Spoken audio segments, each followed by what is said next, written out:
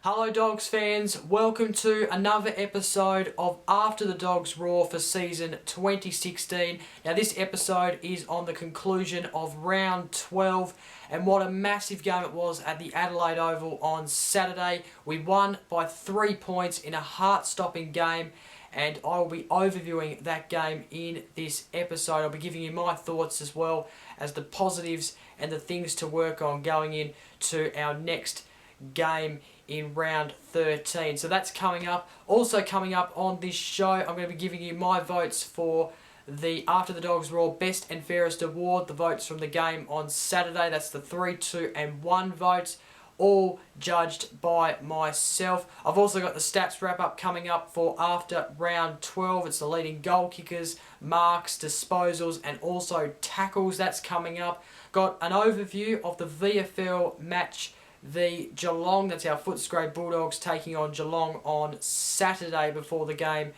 against Port Adelaide. Some real talking points coming out of the VFL match, including Clay Smith. I'll talk about him as well as a couple of others in the overview of our VFL round 10 match. I've got the Bevis burning question coming up. I've got a big question to ask all you fans as well as answering it.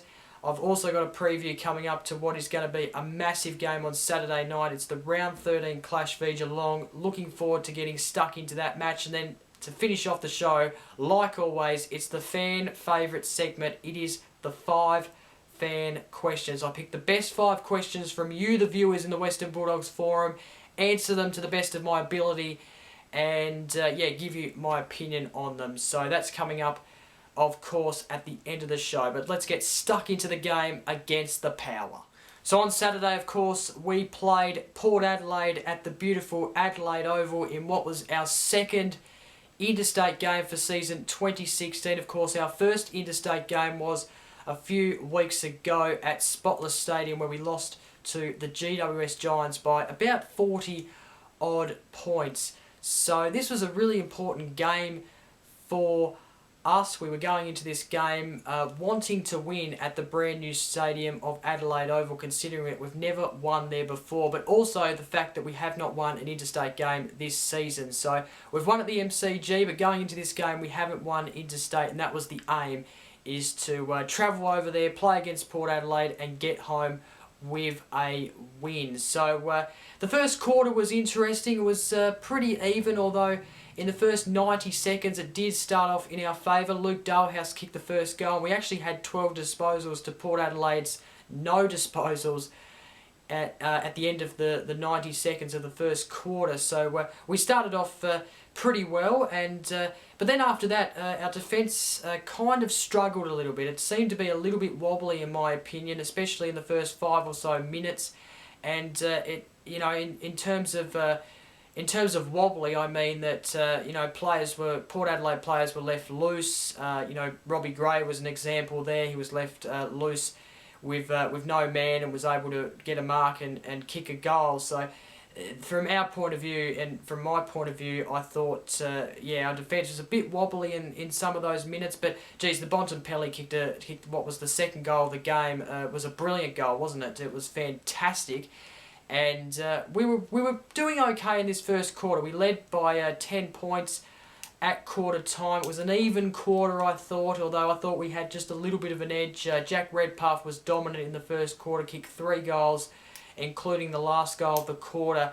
And we were really dominating the centre clearances in this quarter, 7-1 in our favour late in the term. I heard on the Fox Footy coverage while watching it. So that was real good from our point of view. The second quarter though was a bit different, I thought. Port Adelaide seemed to dominate this quarter from some extent, in my opinion. We were being opened up in Port Adelaide's forward 50, like I talked about in the first quarter. Our defence was getting opened up and we were leaving Port men loose. There was some space to receive and score, which was not good from our point of view. And the second quarter was mainly spent in our defence 50, which is not what we wanted. But the good thing about that was that Port Adelaide weren't taking the chances that they had received. So, yeah, the second quarter wasn't by far good. We turned it over a lot in this quarter as well. That was kind of the highlight in my opinion. And but after being down, we were able to be up by 2 points at half time with a Dixon goal. So that was a kind of a good positive coming out of the second quarter, even though it was probably the worst quarter in terms of the game from our point of view and from a team's point of view. So anyway, the third quarter was a poor start. We gave away 2 goals and the Power led in the early stages of the second quarter. Dixon was really dangerous throughout the game, and even though he didn't really start kicking goals until the third quarter, he was leading up far down the ground. He was presenting very well. He was really dangerous, and I don't think any player from our club really had that tall presence on him. I forgot to mention that Hamlin came into the side and Adams was a late withdrawal going into this game. And I also forgot to mention Luke Dalhouse was injured in the first quarter. I'll talk more about that later. But we didn't really have a lot of height to match up on him. So he was presenting very well, looking very dangerous and having a real tall presence in the game. So that was not good from our point of view. Libba showed his classy self in the third quarter though. That was a good highlight I took out of this quarter. He's a player who can not only tackle but also get good disposals and score, which is something you really want from a midfielder. So we had a 10-point lead in the last 6 minutes of the quarter, going into the last 6 minutes of the quarter, I should say, after kicking the last 3. So even though we conceded the 2 goals at the start of the quarter, we got 3 to get back in the match, and we started to own some possession late in this third quarter, which was good from our point of view. Port did hit back again though late in quarter. They kicked 2 goals back, one out of a silly turnover and the other out of a real silly centre clearance. They started to really dominate the centre clearances after we dominated in the first quarter. They started to do it in the second quarter and then kind of were winning it in the third quarter. So not good from our point of view. Power kick on the siren put them in the lead by 9 points at the 3-quarter time break. And there was a little bit of work to do in the fourth quarter from a Dogs' point of view. I thought we could have moved the ball a bit quicker. I thought in this first 3 quarters we probably didn't move the ball as well as we probably have been in the last few games. In particular, last week we were moving the ball quite nicely with our beautiful run and carry play against the Eagles last week. We weren't quite doing it in this game, which was you know, we were more so having set shots than actually running, carrying it and doing you know, goals on the run. So just also on the third quarter, I thought Port were real. I think Port is actually a lazy team, to be honest. They seem to just kick long. They don't seem to run and carry. They just seem to get the ball and actually kick it long. So I thought going into the fourth quarter, we probably had a lot more speed and pace than Port Adelaide, and that was probably what was going to win us the game in the fourth quarter. So in the fourth quarter, we kicked the first 3 goals of the quarter, 2 from Stringer with bursting pace and speed. He is just absolutely brilliant. So he kicked 2 there in the first 3 that we kicked, and one of them was also from Honeychurch as well. So Honeychurch and Stringer combining very well to get the first 3 goals of the quarter. Our run and carry movement, like I mentioned in the first 3 quarters, didn't quite show very heavily, but I think it really did show in the fourth quarter. And like I just spoke about, Port are lazy in my opinion, and so our run and carry and our pace really did show heavily and started to dominate Port a little bit.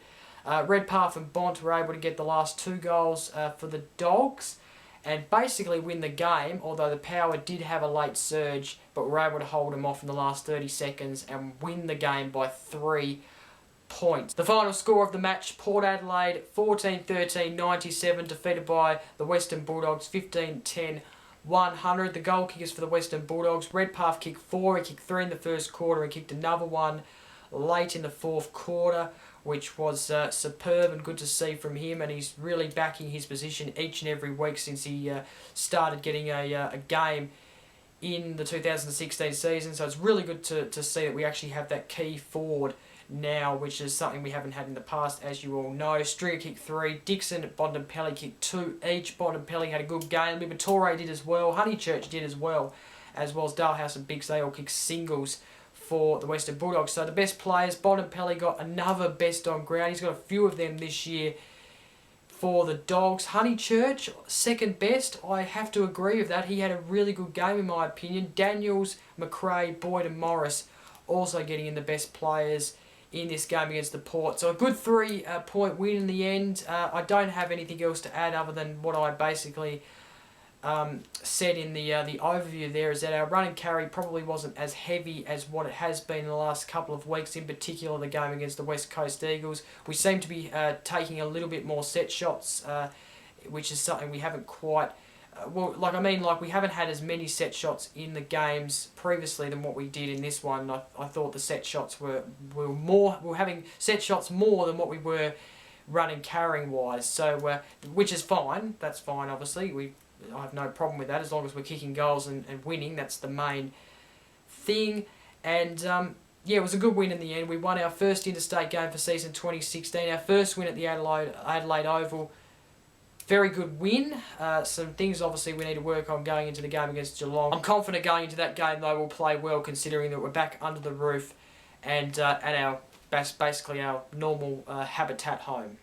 Okay, time now to have a look at my votes for the After the Dogs Roar Best and Fairest Award. These votes from the game against Port Adelaide, of course, round 12. And time to have a look at my votes now. I've given one vote to Tom Liberatore. He had a sensational game. He got 24 disposals, 8 kicks, 16 handballs, 2 marks, and 8 tackles. Something he does very well is his tackling. But like I said in the overview, I learnt that he is just an all-round good player. He can tackle, he can score, he can get disposals and efficiently dispose of them perfectly, which is great to see. And he's come back as a bigger and better player this year, I think, in my opinion.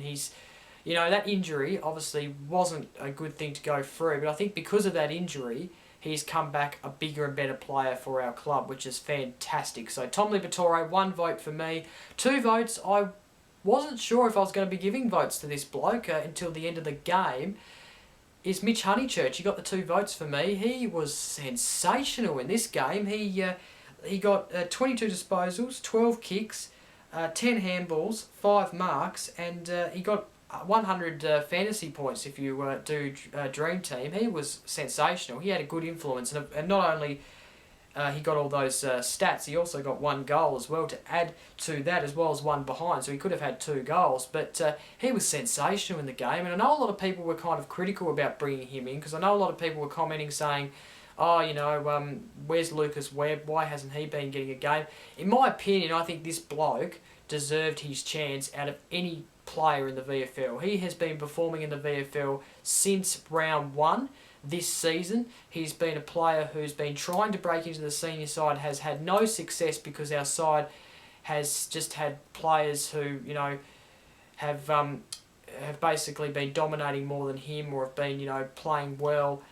And now that McLean injury last week, now that McLean got injured, it did open up a spot for him to come in, and I'm glad he got a spot in this week's team. So 2 votes for him, well deserved in my opinion, and the 3 votes I've had to give it to Marcus Bontempelli. He was sensational in the game against Port Adelaide. He was probably the most influential player out of the whole both teams. He had a brilliant game, and just to analyse his stats, he got 29 disposals, 9 kicks, 20 handballs. He got 20 handballs, so he was in amongst it in terms of when we had run and carry and when we were trying to move the ball. He had 20 handballs, 2 marks. Didn't have a lot of marks, but I tell you what, he got 2 goals and 1 behind. He could have had 3 goals there. So he was sensational. Of course, his second goal of the game, the second goal of the match, which was his goal, which was his first of the match. He kicked a beauty, so he got the 3 votes, well deserved, and I tell you what, we're going to have a look at the leaderboard now. he's getting close up the top, I must say. So let's have a look at the leaderboard now after round 12. As I said, Marcus Bontempelli has really lit up to the top of the table, although he is second. He's just one vote behind Lockie Hunter, who didn't poll a vote in this game. So Lockie Hunter's on 11 votes and Marcus Bontempelli just behind on 10. Luke Dalhouse is on 7. Jake Stringer's on 6, level with Tom Liberatore, who is lit up into the top 6 of the leaderboard. You've then got JJ still there, Easton Woods there as well, Kobe Stevens, Picken, Boyd, Suckling, all level on 3. Mitch Wallace is on 2. Honeychurch is level on, with Mitch Wallace on 2, and then you've got Daniels, McRae and Adams level there on 1 vote. So just to note, by the way, I'm going to be revealing this leaderboard next week, and then after next week's episode I'm not going to show the leaderboard again until the end of round 23. So it'll be the last time you'll see the leaderboard next week for a while, just note that. Okay, time now for the stats wrap up after round 12. I'll start with the leading goal kickers and get straight into it. Jake Stringer leads still at the top of the table with 26 goals. Jack Redpath, he's kicking bags of goals each week, isn't he? 4 in the game against Port Adelaide. He is joint second with Tory Dixon on 14 goals. Marcus Bontempelli is on 4th with 13 goals, and then joint 5th is Liberatore and McLean on 11 goals. The leading disposals, Lockie Hunter leads the disposals as you would have expected. He's on 373 disposals. Jack McRae is on 332. He is the next best. You've then got Matthew Boyd in 3rd on 305.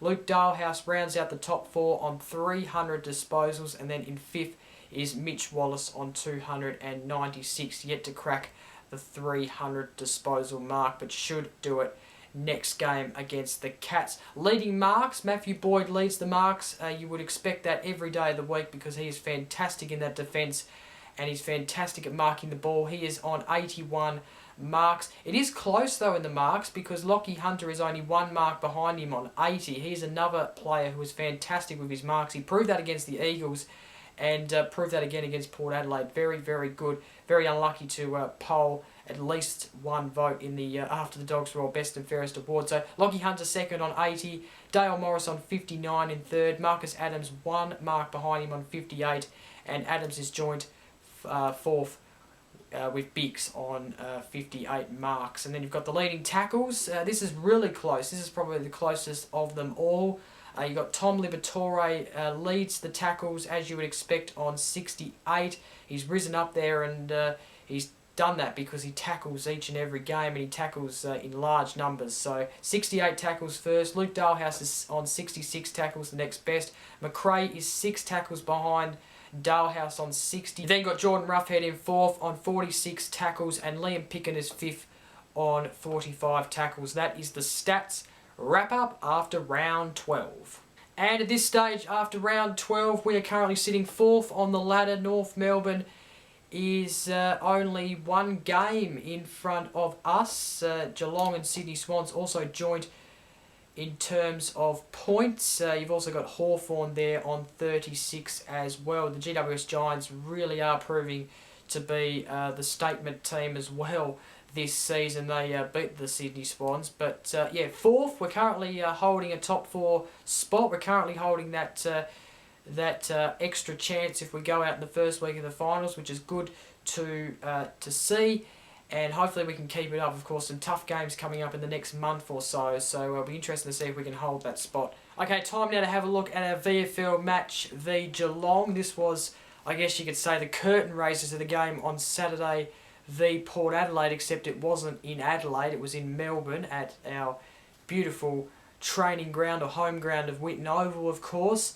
And, well, it seems to me that we kind of dominated this game right up until the final quarter, where we could only win by 7 points. But we had a good lead at quarter time, 5-3-33 to Geelong 1-2-8. And we had a good lead at half time, 6-7-43 to 2-4-16. And then at 3/4 time, another sort of good lead, 9-12-66 to Geelong, 7-5-47. But couldn't kick a goal in the 4th quarter and held them off from making a comeback, and in the end the final score was 9-13 67 Footscray, defeating Geelong 8-12-60. The things I got out of this game, what I was reading and so forth, is that Clay Smith had a really good game, 39 touches, I believe, and yeah, had a really good game apparently, had some good disposal efficiency, is what I'm hearing, and made a really good comeback from that ACL. So I think it's really good to see that he made a really good comeback, and it's good to see a player who's been out for so long come back and perform really well. Of course, I wouldn't go as far to say to bring him back in the senior side this week, but it's a really good sign that he performed really well in the VFL, and I'd give him a couple more weeks before he can earn a spot in the senior side. Of course, senior spots are limited at the moment because there are so many good players playing well. Of course, you've got not only players in the senior side, but then other players in the VFL who have been performing well enough, like Lucas Webb. So the goal kickers for Footscray, Lynch got 2 as well as Jong. Hannon also got 2 as well, and then you got the 2 Hayses there at Footscray, as well as Minson getting singles each for Footscray. So the best players, as you'd expect, Clay Smith got the #1 best player. Collins had a good game, which is really good to see. Of course, came in and played in the senior side a few weeks ago, has been diverted back to the reserve side, and seems to be doing okay there and developing well, which is good to see. John got in the best players as well. He's been getting in the best players for a few weeks now, so he must be performing after that suspension he got v GWS Giants. I thought this is how he would come back, and he looks like he's coming back well, so maybe that's a player who could get back, as now that Dalehouse is injured, of course. He might come back in this week, you never quite know. Adcock's there as well, doing okay after a stint in the senior side, and then you've got Lynch and Russell there as well. So I'm just noting as well, Tom Boyd was playing in the VFL side, I believe, this week. Correct me if I'm wrong, but he was listed on the team list here on the Fox Sports Pulse website.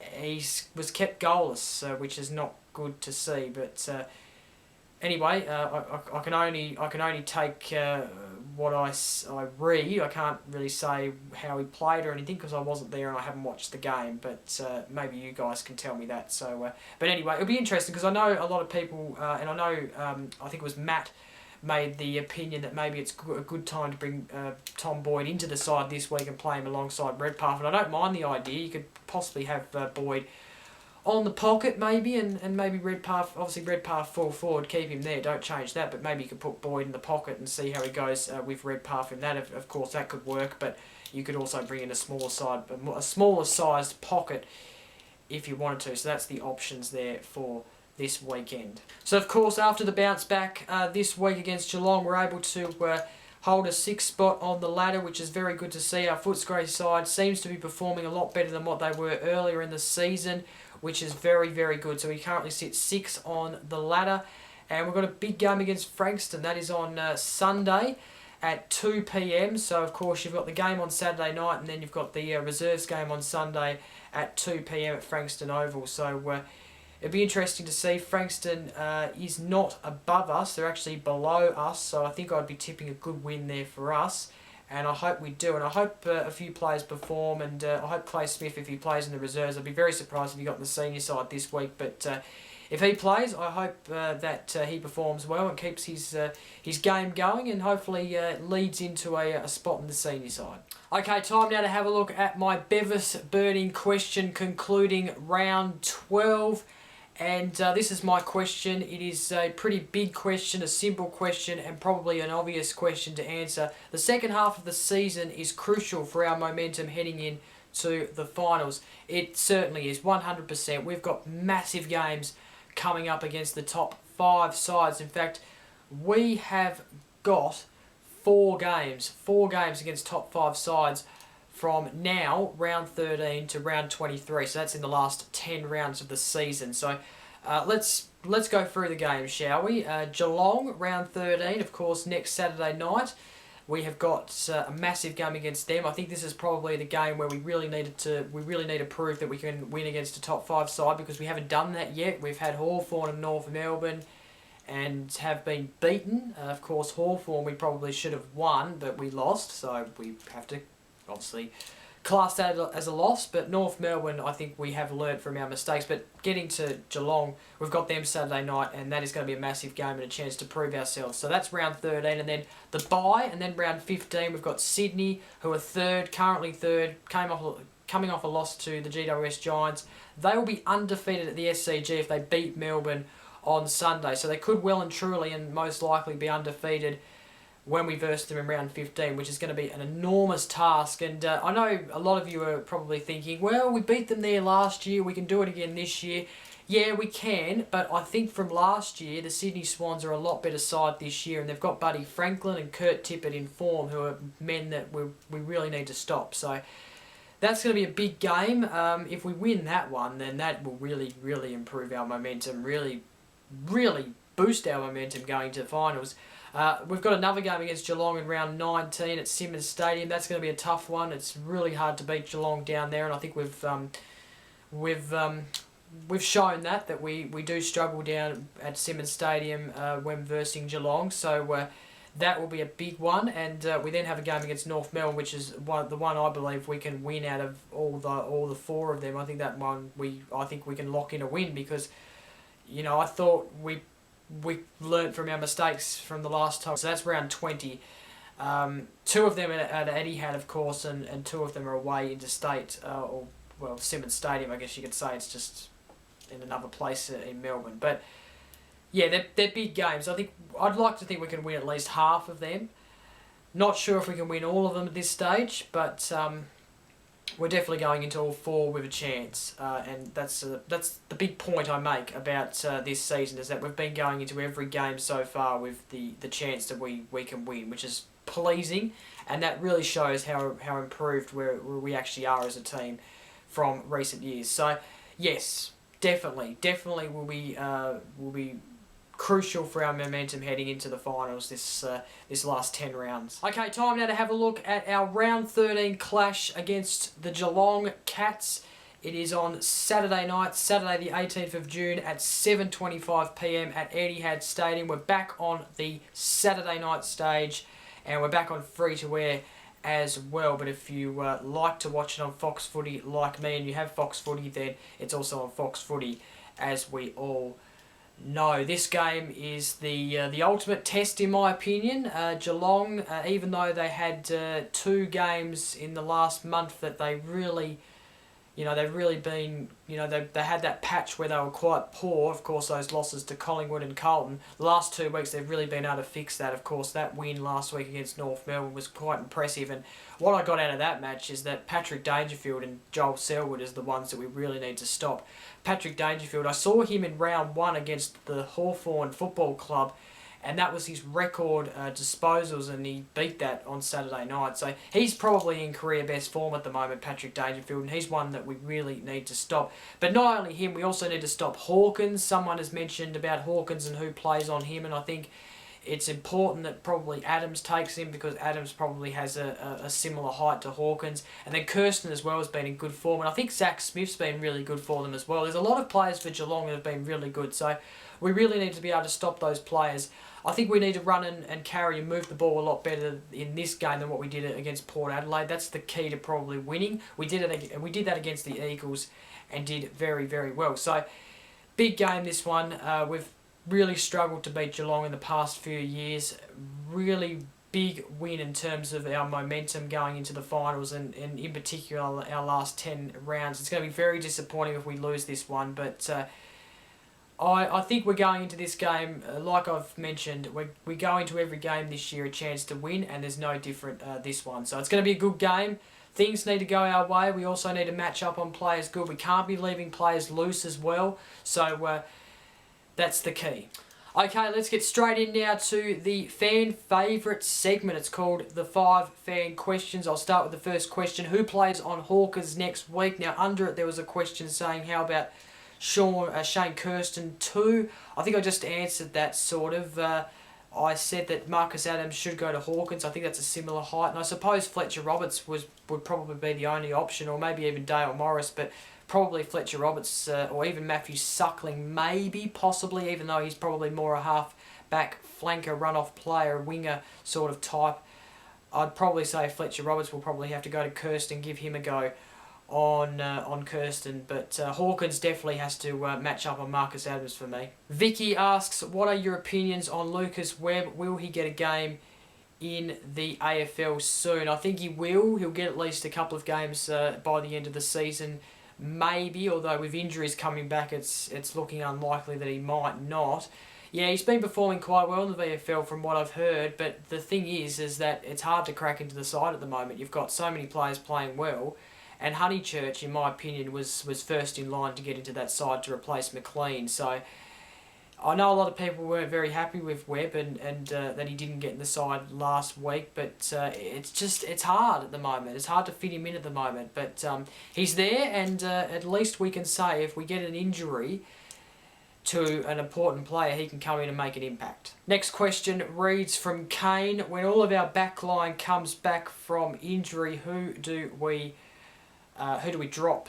Well, who's to come back at the moment? Wood and Johannesson, I think, is the only players who basically play in the back line to come back. If I'm forgetting someone, please do tell me. I think Wood would probably come in and Bailey Williams would go out. I'd probably say that you'd probably have to, maybe Fletcher Roberts goes out and Johannesson comes back in, although I'd probably play... Look, to be honest, and you'll probably see in the next question, because the next question has some similarity to this one, but I'd probably put Johannesson on the wing and have Dale Morris play a centre-half back role or something like that. So yeah, I'd probably say Bailey Williams, Fletcher Roberts out for now. It's a hard call, to be honest, because I think Fletcher Roberts is actually got some value to the team. Of course, Adams comes in for Hamling. I don't think Hamling can hold his spot while Adams is in good form. It's a tricky one, this question, but I'm probably going to have to say Roberts and Williams for now, in for Wood and Johannesson.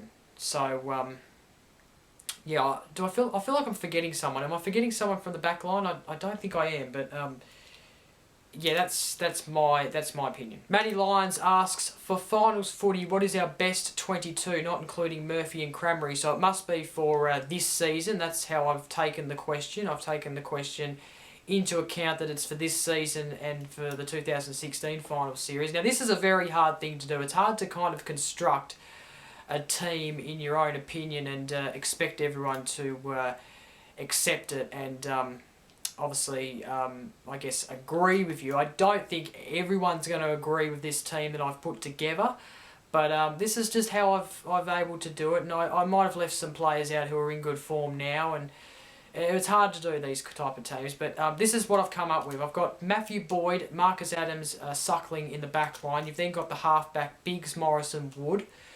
I'm happy with that. I'd honestly say that is a good back line in my opinion.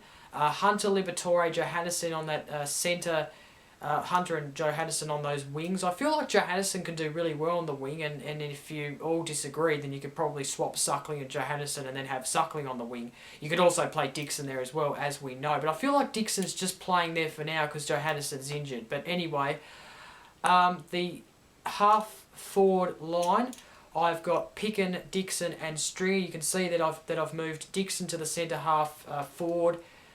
And you can see that Stringer and Picken there hold a place. That's where they're kind of currently playing at the moment. Stringer, of course, can rotate through the midfield if we need him to.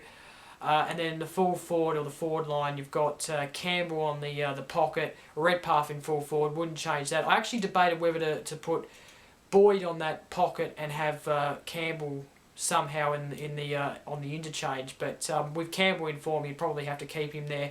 Dalhouse on the pocket as well. Of course, Campbell rotates with Roughhead in that ruck role. And then in the followers, you've got Roughhead, McRae, and then Bontempelli. And then on the interchange, I've named McLean, Wallace, Daniels, Stevens, but Dunkley, Honeychurch, and Boyd. It could really be all out of them which decide the interchange. I know I've left out Williams, Clay Smith, who's in good form at the moment in the VFL in his first match, and then obviously Webb.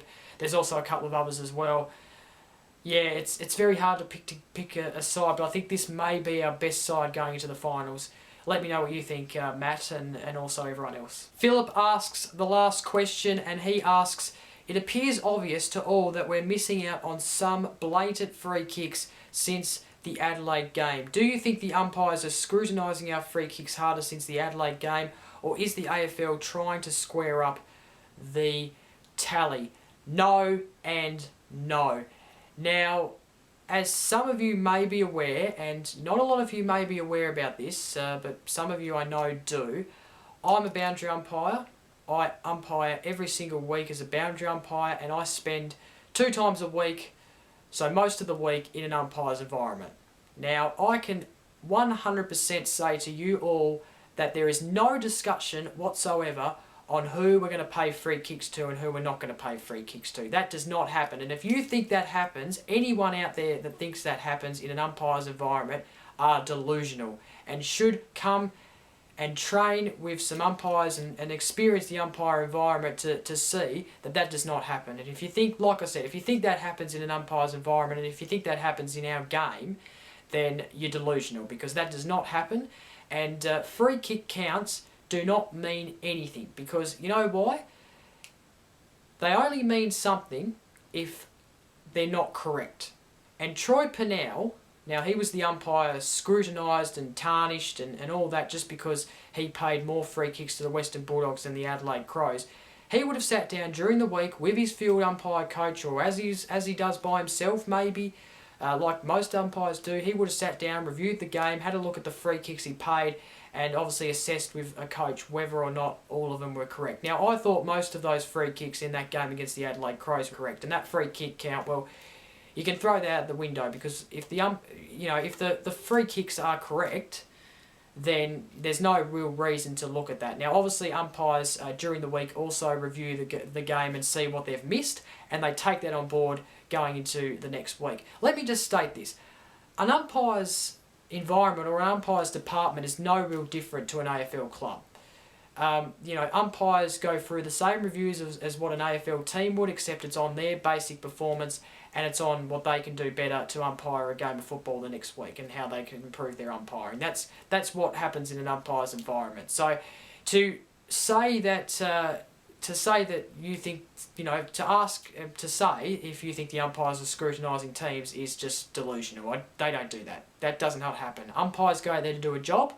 They go out there to try and perform it to their best of their ability. There is going to be mistakes. It's no different than Jordan Roughhead missing a shot directly in front. It's no different to that. Umpires make mistakes in the game too.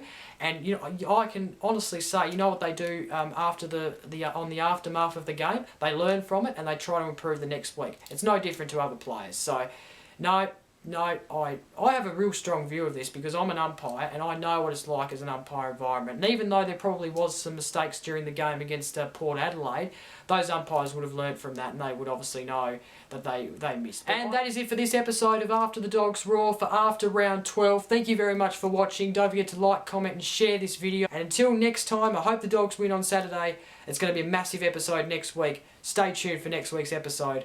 Bye for now. Go Dogs.